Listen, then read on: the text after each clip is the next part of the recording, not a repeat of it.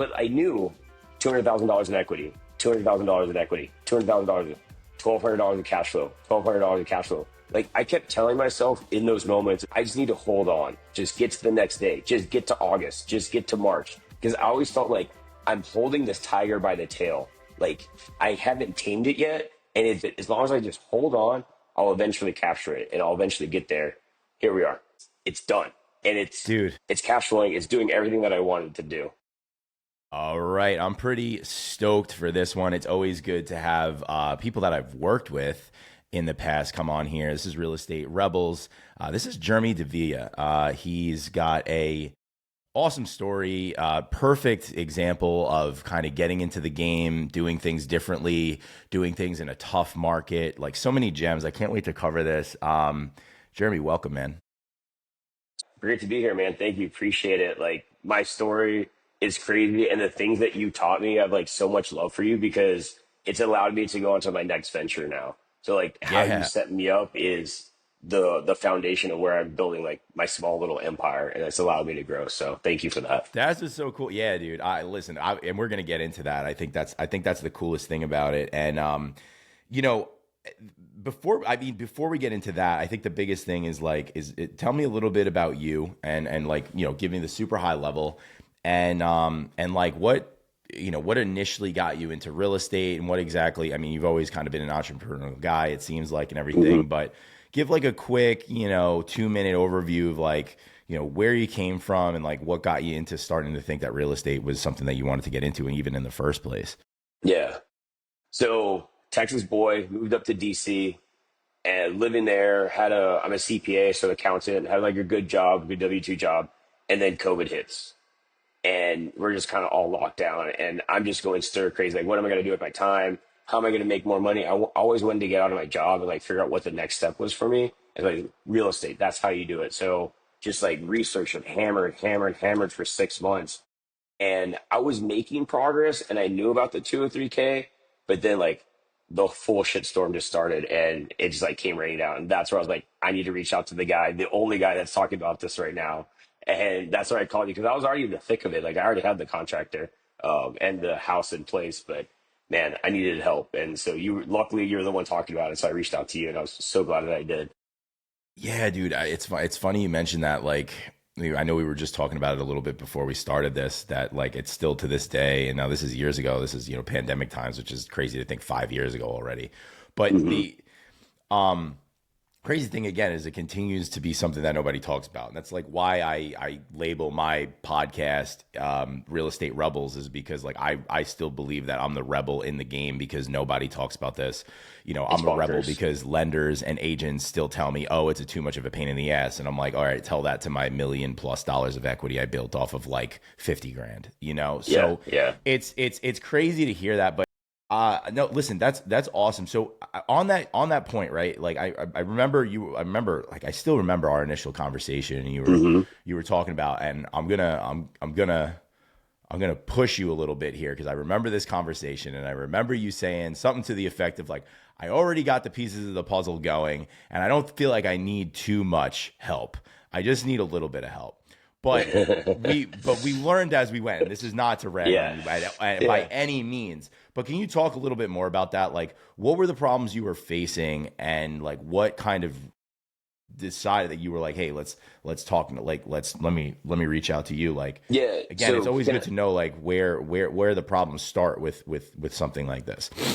So there's a difference between like theory and then execution. Like theoretically, like I knew these are the pieces of the puzzle and what to do. Because like I said, I've been researching real estate. So to like take a step back from that, like I'm in DC. How do you make money? How do you get a cash flowing business in DC? So I knew what I needed to do: get a duplex, put as many beds in it, do Section 8.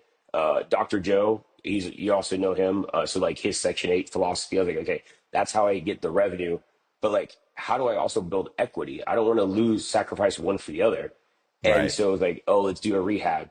And so like I knew what I needed to do, but I didn't have the program to like do it. And then the cheapest debt out there is a government backed uh, mortgage loan. Like all the pieces are there, but like how do you actually put that together? And so that's where I reached out to you because I was already under contract. I already had the pieces, but things were already just going to shit. Like I said, it was just like things were contractors were bailing on me.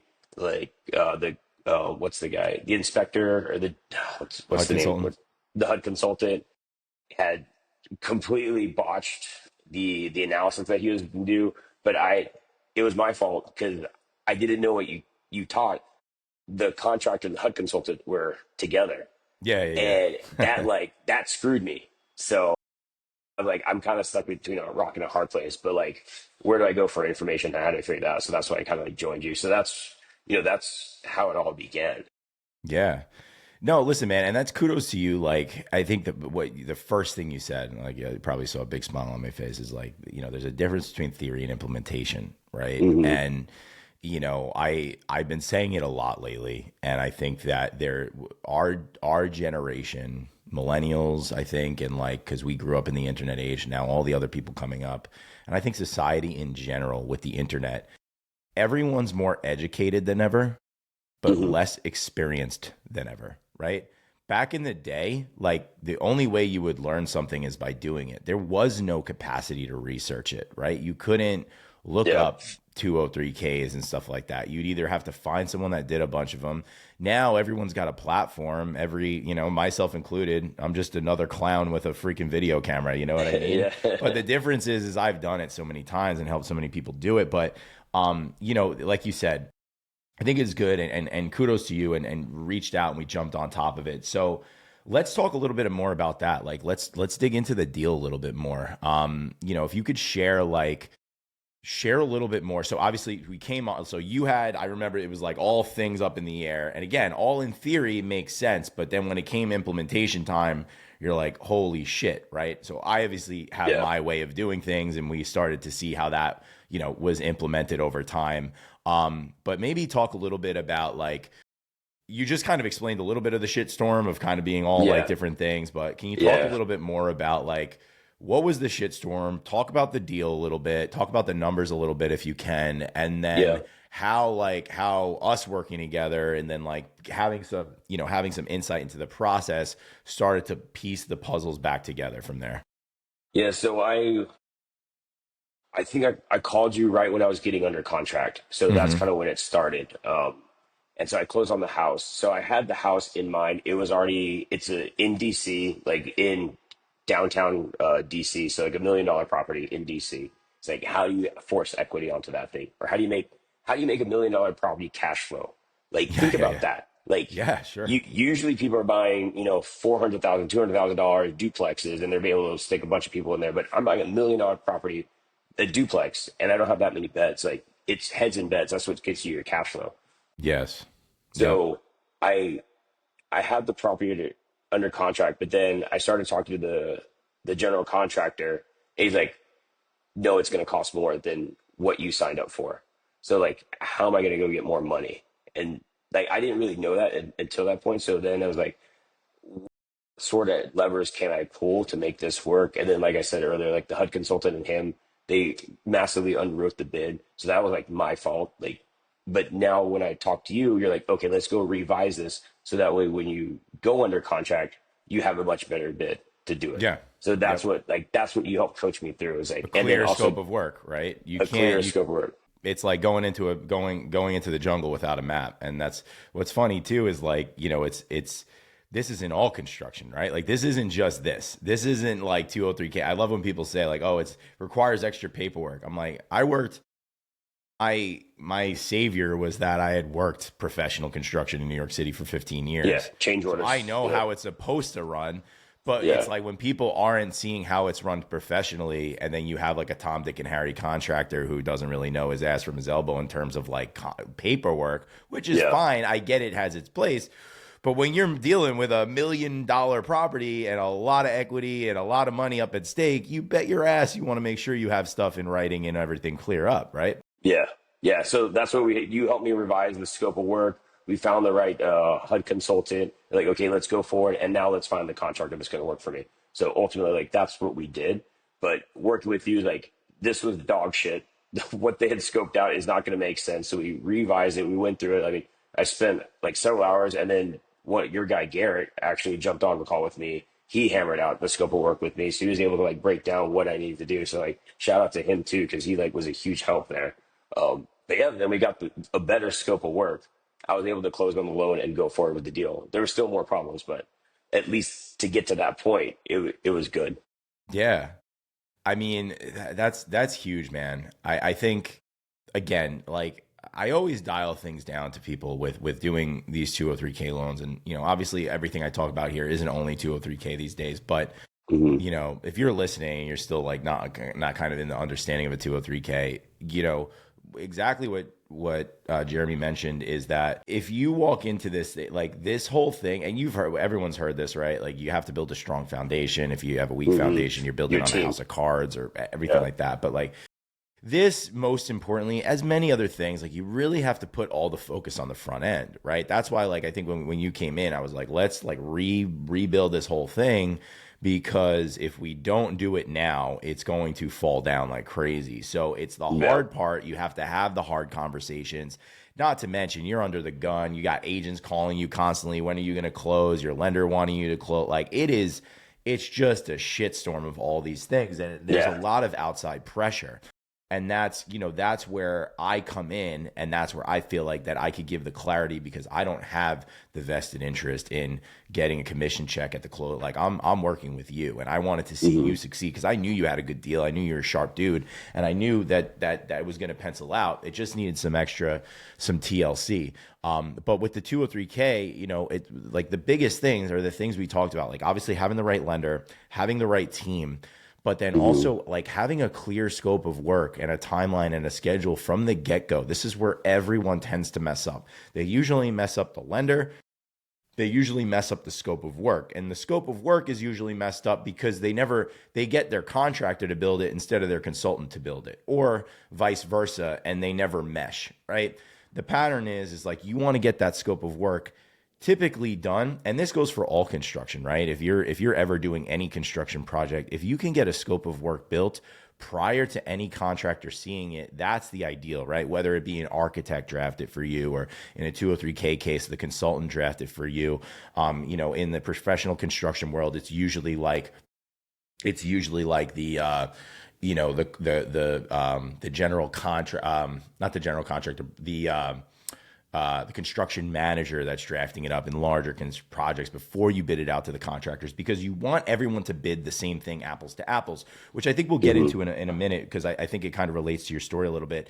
I guess just a really quick question. It's like, with all the things that did happen, I guess, what do you think would have happened if we didn't clear everything up? Because it seemed like you were gung ho on it. And this isn't to say that I'm not saying like, oh, if you didn't work with me, that everything would have crashed and burned. But like, I think it's also good to just try to like see the antithesis of it, or like the opposite side of it is like, what do you think it solved, and what do you think would have happened if we didn't clean that stuff up in the beginning? Man, I probably would have like gone into bankruptcy or like foreclosure. Like I probably would Well, have. yeah, I don't want to. I Well, probably good would have thing. just Yeah. like, Right. yeah, it probably would have, because it took so much, because it still took more money to figure it Right. out. Had I Right. not done that, I still had to go get more money, and I was already tapped out from that. Man, like at one point, like 8 months in, like literally, because at that point in time, it was only 6 months that you get wrapped up. Yeah. You start paying on that loan, and I was Yeah. living in two places. I had uh, I had to go get more money. I was paying two mortgages at that point. Yeah. So had I not had a better situation, it would have ended. It would have ended really fast, and like Yeah. you just run out of cash. Like you just burn through cash so fast. It's a great So point, it would man. have been bad. Yeah. It's a great point, and the reason I asked that question is to say that like everyone loves to talk about everything being rainbows and butterflies, right? Like I remember when I first started making content online, doing this, I was like, I'm just sick and tired of seeing everybody, every guru, again, every clown with a camera just claim that everything's rainbow and butterflies. I mean, perfect freaking example.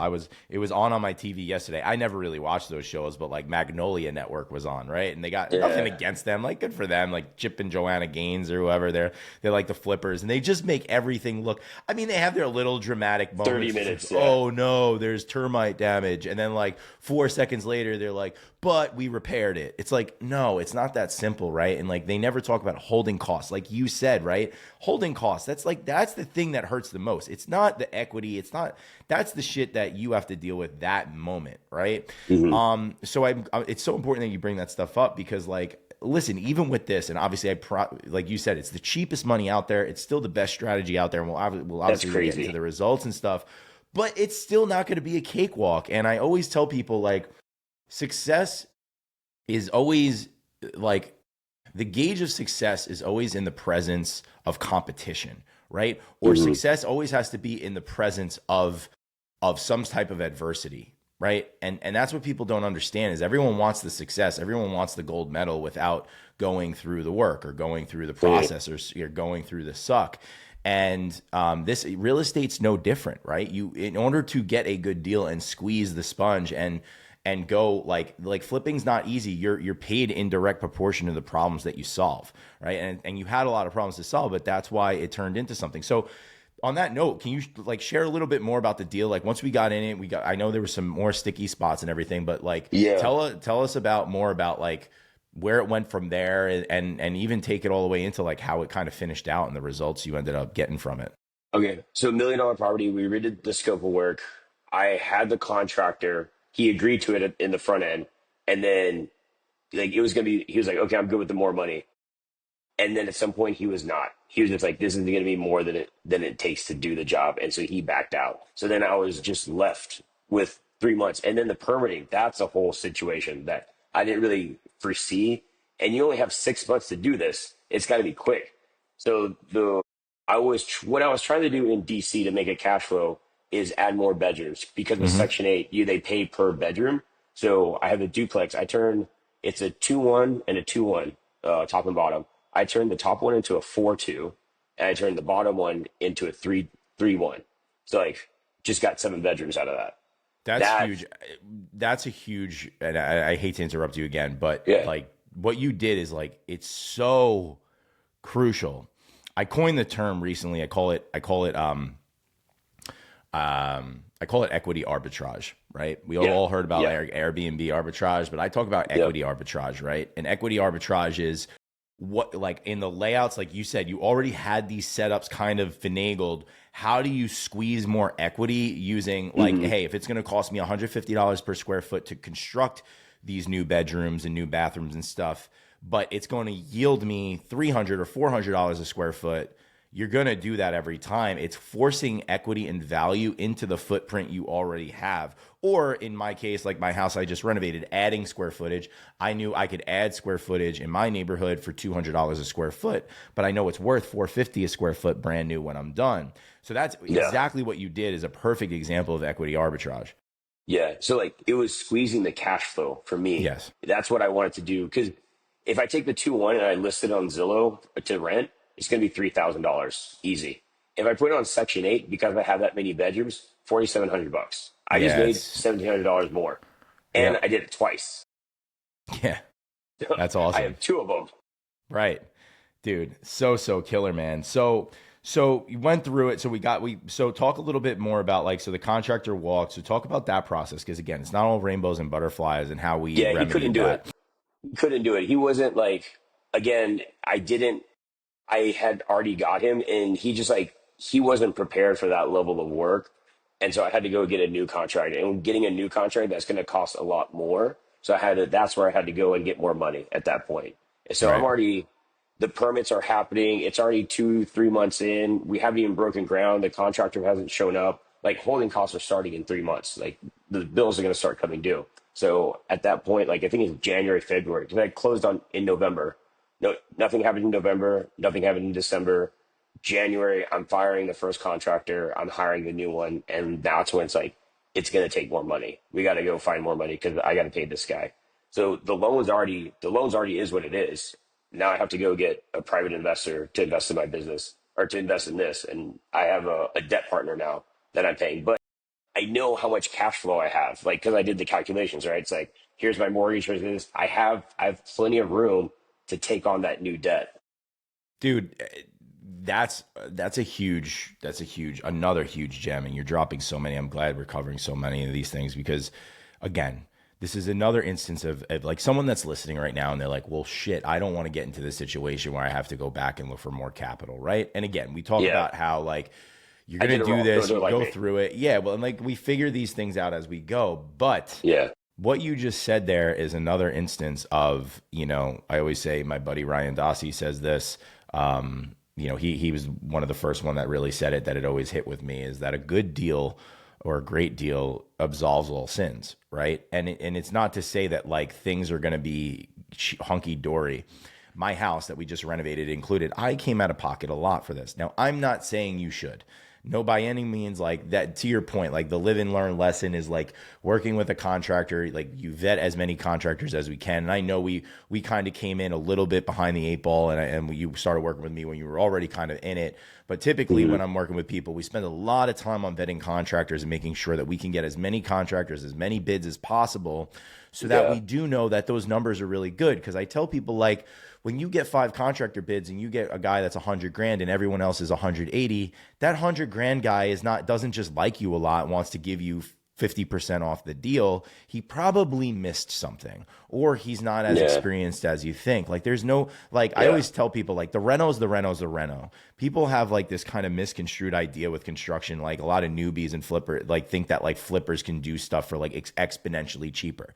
They can't. Material is material. Like that's a Yeah. commoditized Labor is stuff. labor. Like, and labor is labor. It's also labor like is commoditized, right? Like Yeah. you're not gonna find a guy if everyone's making 200 bucks a day in your area. You're not gonna find a guy to do it for 100 that's capable. They're just gonna, Quality. Yeah. yeah. They're so in demand, right? So they'll just go somewhere else immediately.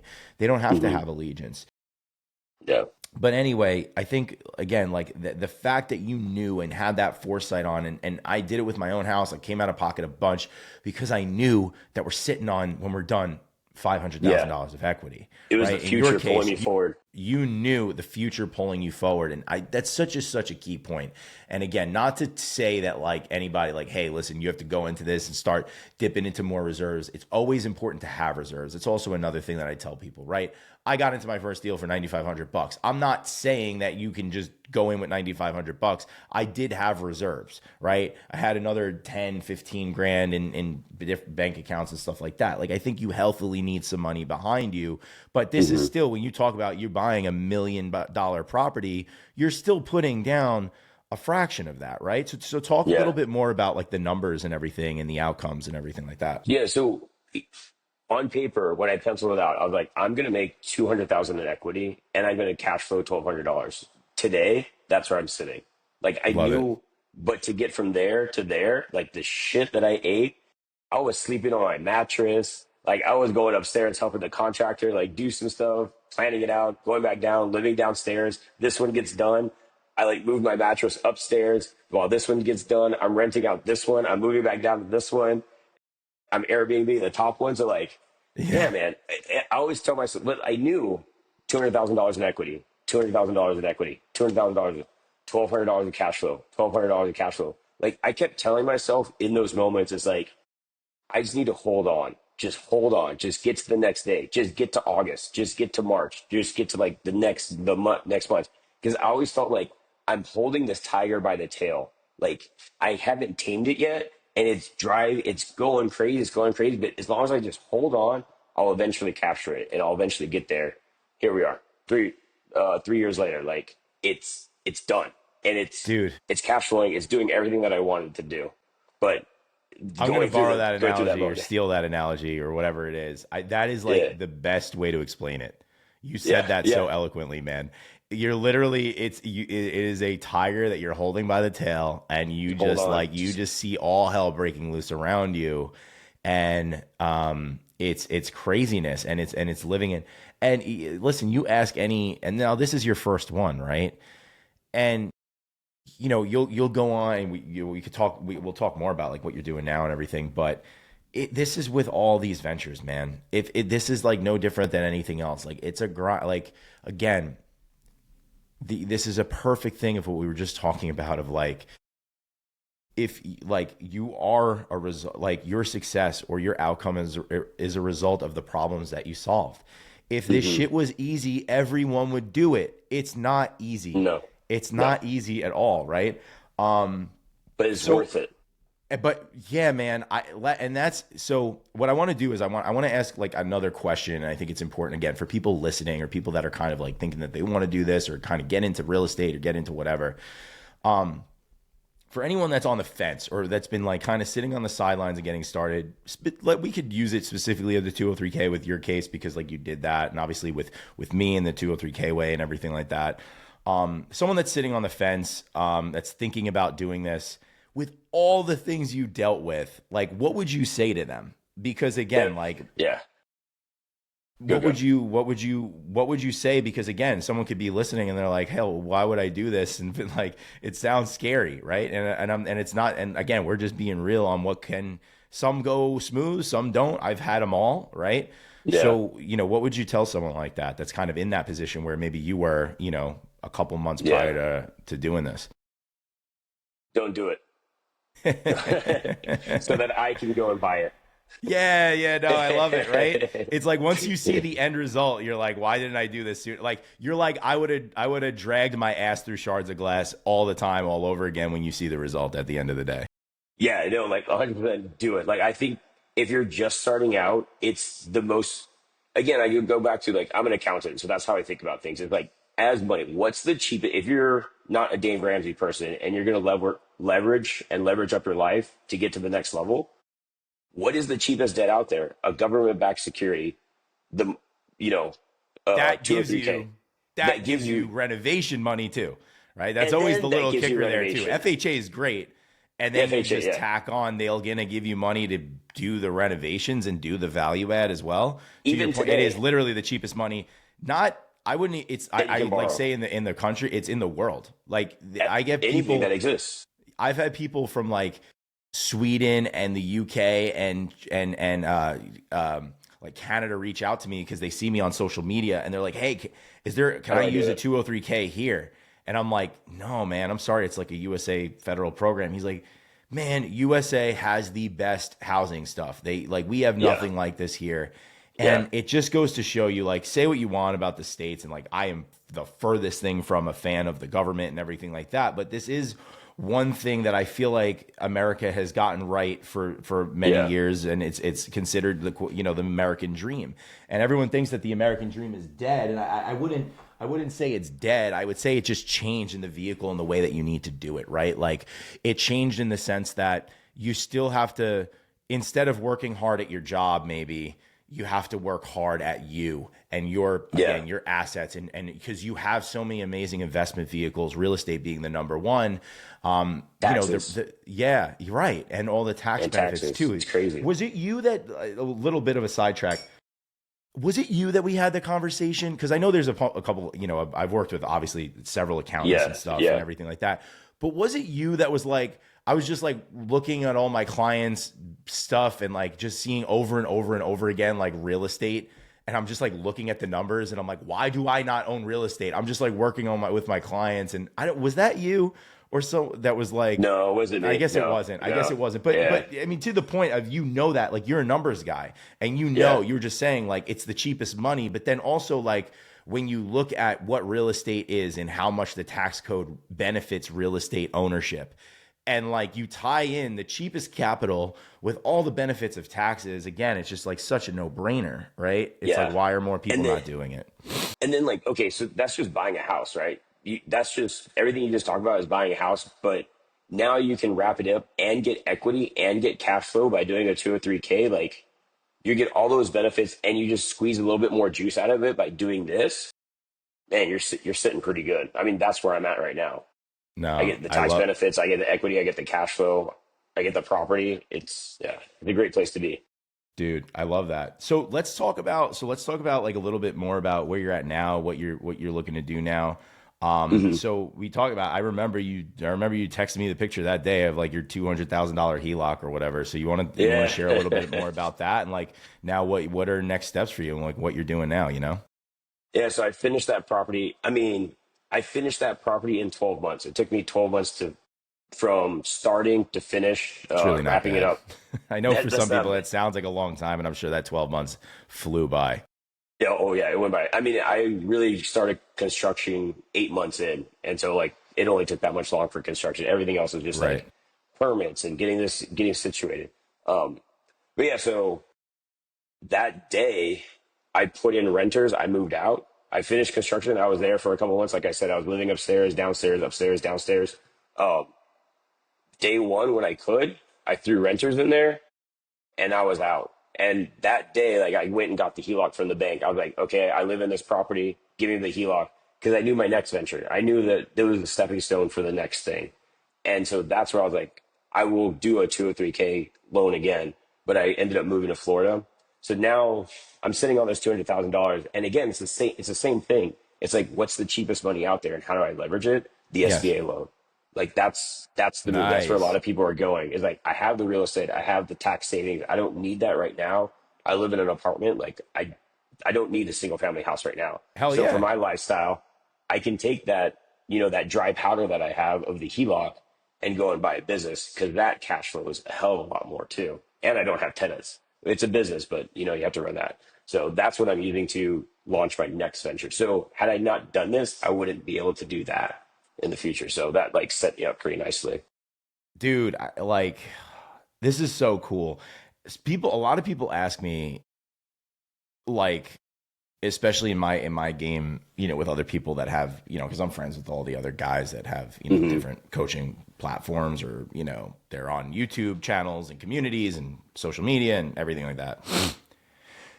And a lot of people, like, they ask me, like, well, how many times are people repeating it? I'm like, that's not my shtick, man. That's not what I do. I just know the opportunity that using this has done, right? Because the number one Yeah. question I get asked about the 203k loan specifically, the number one question everyone asks me is, they are always putting the cart before the horse.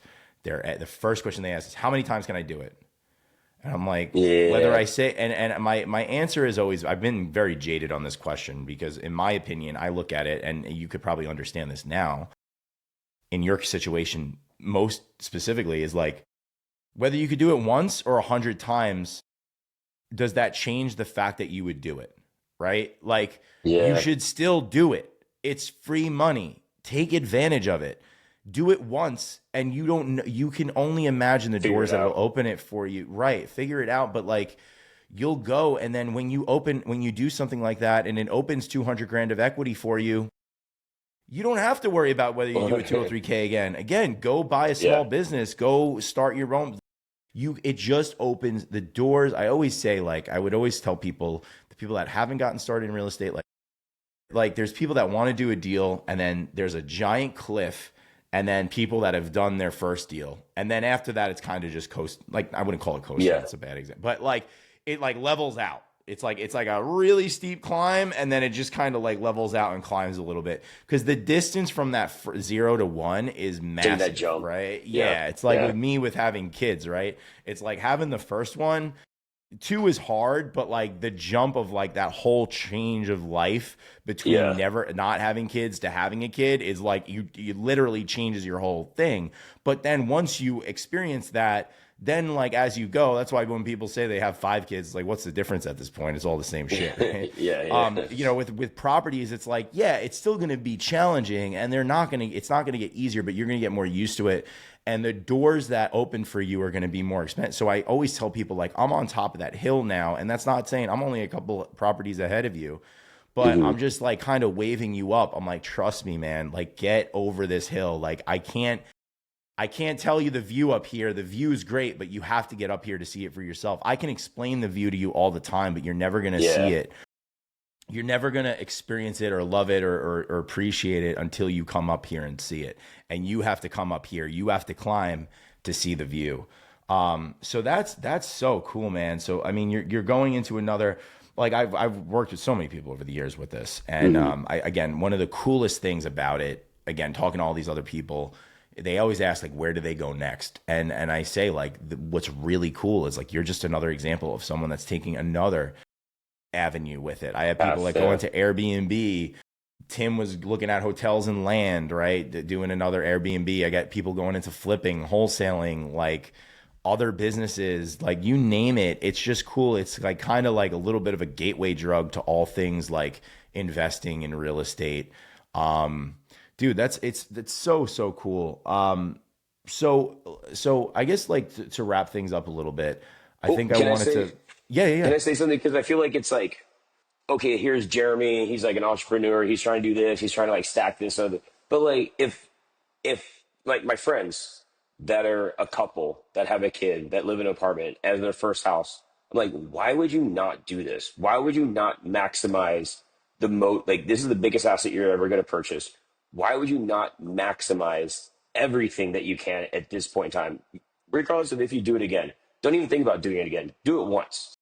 Like this will benefit you so much. Just do the renovation. Just do the 203k. You pay it out over 30 years, and it's the house that you want to live in. Like, Yeah. and it's the place that you want to be in. Like, yeah, it'll take some work. Don't go buy that new single, that new build. Go and do Right. something like this because it'll be where you want to live. It'll be downtown. It'll be in a area that you want to be in, and you just Right. have to Gives you more renovate it. leverage to You just actually have to really get push what it. you want, right? Exactly, exactly. So like, it could just be for that nuclear family, that just like that's all they ever want to do. Like, but maximize it for yourself, and it'll set you up for your future.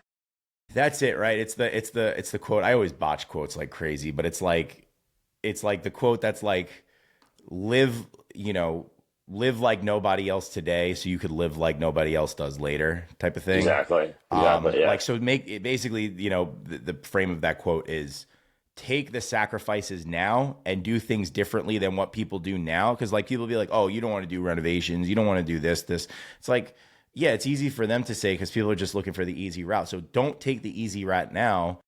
Take the yeah, harder route now or the more challenging route now so that later you're leaps and bounds ahead because you structured yourself up from the beginning, right? And I think hmm, you're just a perfect example of that. And like, to your point, right? It's like, I always like to do these and tell people really like it is and everything. Like we're all just, dude, I'm like, it took me 4 years to figure this shit out. Like I tried and failed at everything. Like I'm not smart. It takes me a long time to implement things, way too long. yeah, yeah, Like I don't want anyone ever listening to think that I am like something special. I'm the furthest thing from it, man. I get by college by the skin of my teeth. I barely graduated. Like I'm not special.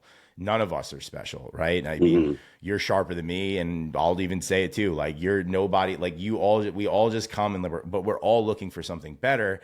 And when you yeah, have that passion behind it, and that's the only thing, right? You can't manufacture someone's willingness to do it. But to your point, right, as someone yeah, that does know numbers well and can look at it, when you know numbers, you look at something like this and you're just like, how can you not? Because again, yeah, like just even if it does nothing for you, even if you do nothing else with real estate the rest of your life, this thing sets you up. This thing is always gonna appreciate. You're always gonna hmm, increase rent. It's just gonna be something that you have forever, man. And that nest egg is way better than any freaking 401k you'll get or anything else like oh that. yeah, It'll perform way better, right? Because you're not even really paying into it.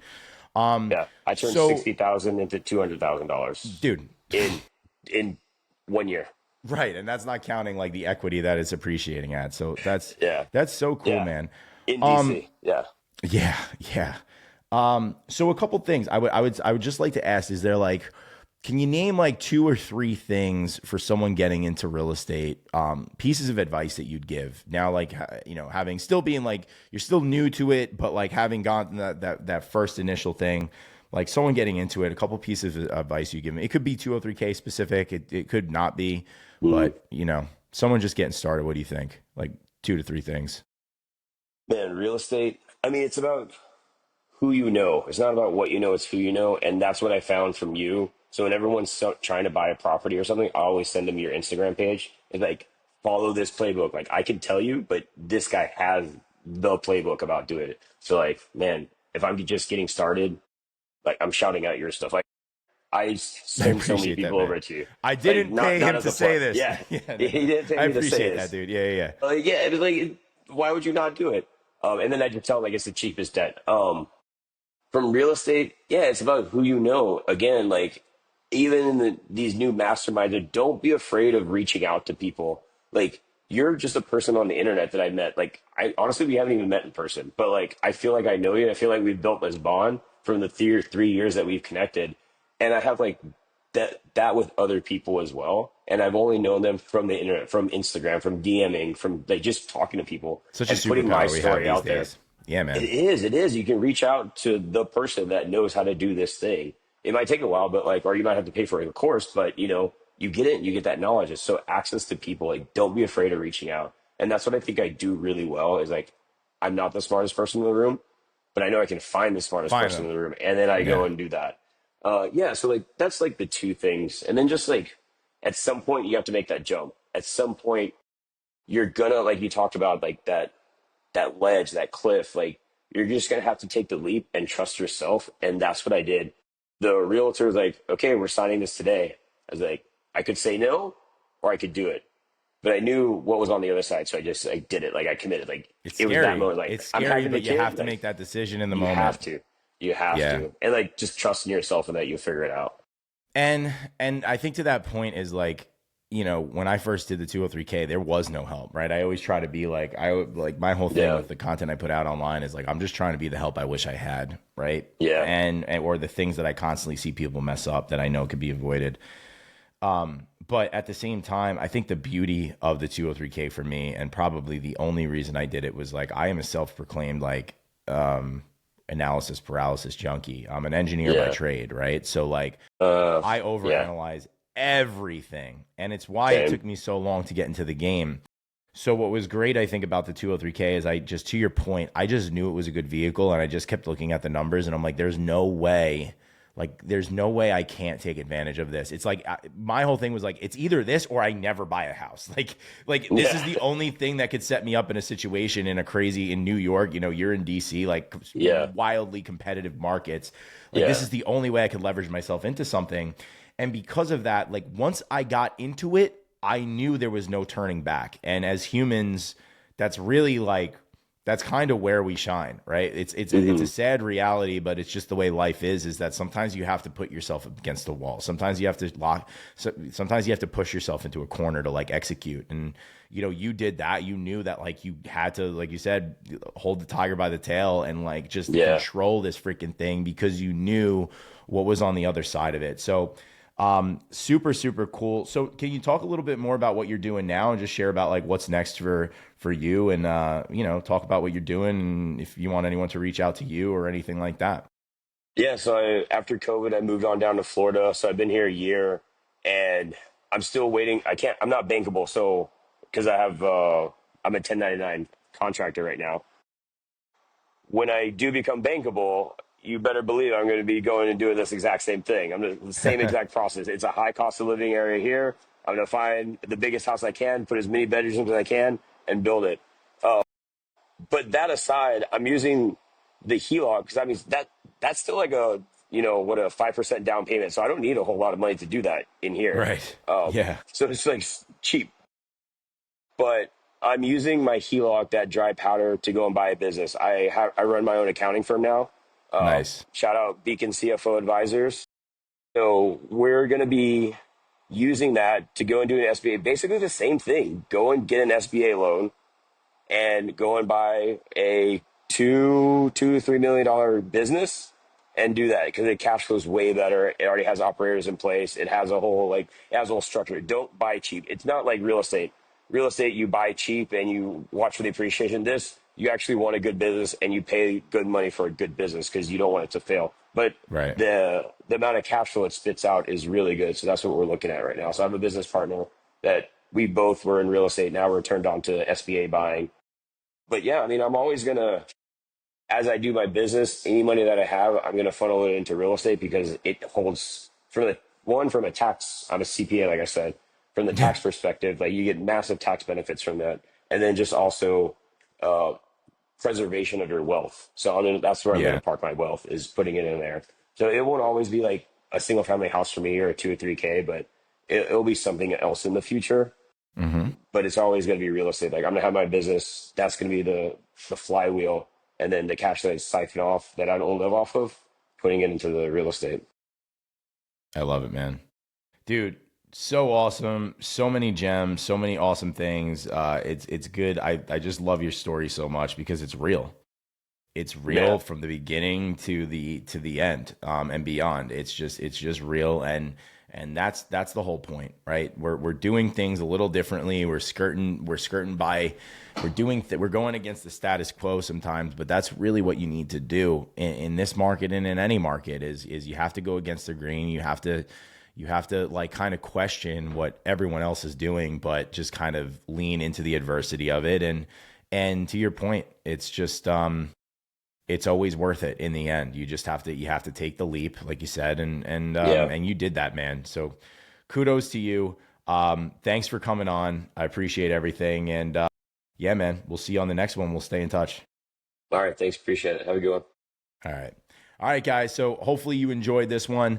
This is Real Estate Rebels. The whole point of these podcasts are just to give everybody a little taste of what it takes and people getting into the game, doing things a little differently, going against the status quo, being a little bit of a contrarian in a world where everyone's going in the same direction, copying each other, doing the same stuff. So go out there, be a rebel. Till next time, we'll see you on the next one. Peace.